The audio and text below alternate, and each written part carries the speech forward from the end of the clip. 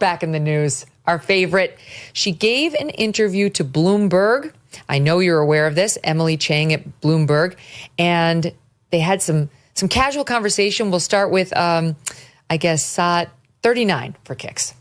Is there an inherent tension in trying to be relatable while also being a duchess? No. Oh, God. No, I don't find, I'm just being myself.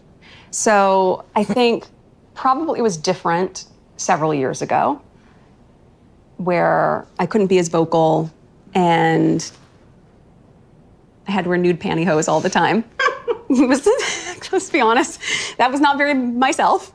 I hadn't seen pantyhose since movies in the 80s when they came in the little egg. That felt a little bit inauthentic, but that's a silly example. But it is an example of when you're able to dress the way you want to dress and you're able to say the things that are true and you're able to show up in the space really organically and authentically. In recent correspondence, Meghan identified herself with a specific phrasing.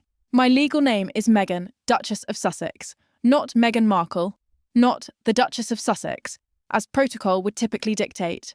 Meghan, Duchess of Sussex. This distinction matters because in royal naming conventions, precision isn't accidental, it's tactical. Here's what most coverage glossed over. Meghan didn't say the Duchess of Sussex, the formal courtesy title she still holds. She said Meghan, Duchess of Sussex. That comma isn't grammar, it's architecture. It positions Duchess of Sussex as a surname, not a title bestowed by the institution.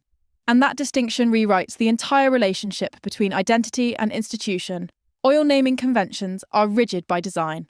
When Catherine married William, she became the Duchess of Cambridge. The definite article signals the title is institutional, not personal. Same with Diana, the Princess of Wales. Even after divorce, Sarah Ferguson became Sarah, Duchess of York. The comma signals... You see where our rainbow is coming together here? And you don't have to do a big platter of this. You could do this with one small row for your kids for breakfast, genuinely, and it makes the morning a lot more fun. But can I just show you if you just made one? Just like divorced status, not self-definition. But Meghan's phrasing is different. She's not divorced. She's not stripped of the title. She's still married to Prince Harry. Yet she's using the comma structure historically reserved for divorced royals to assert something new. That Duchess of Sussex is her name. Not a title the palace can revoke. It's a preemptive claim to permanence. Here's the move people miss.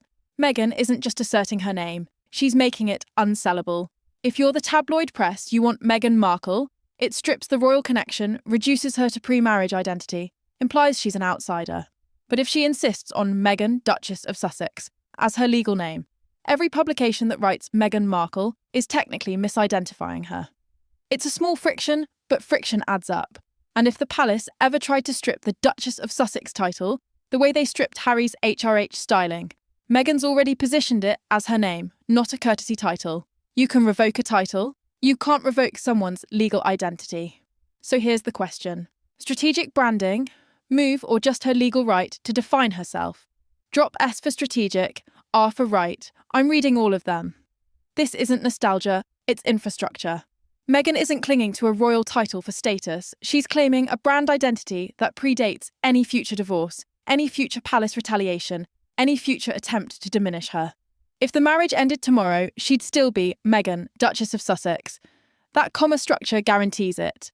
And commercially, Duchess of Sussex carries global recognition.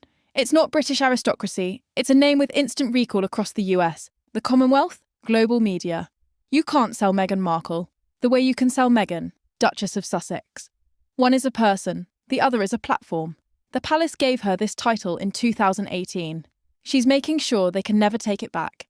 Diana lost her HRH title in the divorce. She went from Her Royal Highness the Princess of Wales to Diana, Princess of Wales. Same comma structure, but it was done to her, not by her. She spent years fighting to maintain dignity while the institution controlled the narrative around her name, her role, her relevance. Meghan watched that. She's not repeating it. By asserting Meghan, Duchess of Sussex, as her legal name while still married, she's removing the palace's leverage. If they ever tried to strip it post-divorce, she'd already be using it as her legal identity. It's the same structure as Diana's post-divorce title, but Meghan claimed it first. That's not bitterness. That's pattern recognition and strategic protection. Now the other read. Meghan's defenders would argue this isn't strategy, it's just accuracy. She is the Duchess of Sussex. That's her legal title. Using it as her name isn't manipulation, it's fact. And they'd be right. There's no rule being broken here, no protocol violation. She has every legal right to identify herself this way. The palace hasn't objected. The media can call it whatever they want, but legally, she's airtight. So the question isn't whether she's allowed to do this.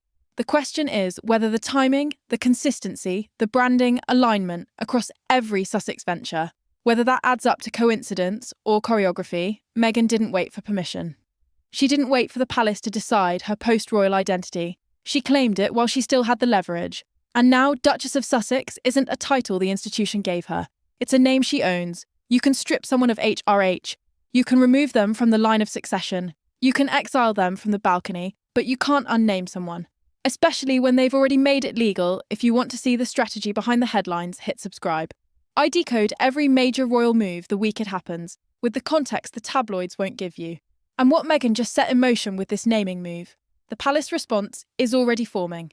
That breakdown drops next week, and it's going to reframe everything you thought you knew about the Sussex endgame. You'll want to be here for that.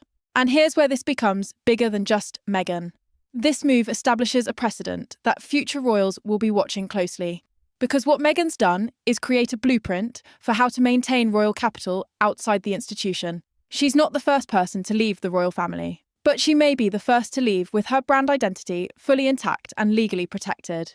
The palace understands this, because if Duchess of Sussex can function as a permanent brand identity, independent of active royal duties, then the institution loses one of its most powerful tools, the threat of irrelevance. For decades, the implicit message to royals who stepped out of line was simple. You need us more than we need you. Leave and you become a footnote. But Meghan's proving that's no longer true. Not in the age of social media, not when global recognition matters more than Buckingham Palace approval. Not when your name alone can open doors that royal patronage used to guard. And that's the real reason this naming choice matters. It's not about ego. It's not about bitterness. It's about leverage. Meghan's ensuring that if negotiations ever break down completely, if the Sussex relationship with the palace deteriorates beyond repair, she walks away with the one thing the institution can't reclaim. Her identity as Duchess of Sussex. The palace gave her that title assuming she'd need them to make it meaningful. She spent 6 years proving she doesn't. And now, by making it her legal name, she's locked it in permanently. Because in 50 years, when historians write about the evolution of the modern monarchy, this moment will be marked as the point when the power dynamic shifted. When a royal spouse said, "I don't need your permission to own what you gave me." Oh my God. I hate them both so much with every fiber of my being. That interviewer is an idiot.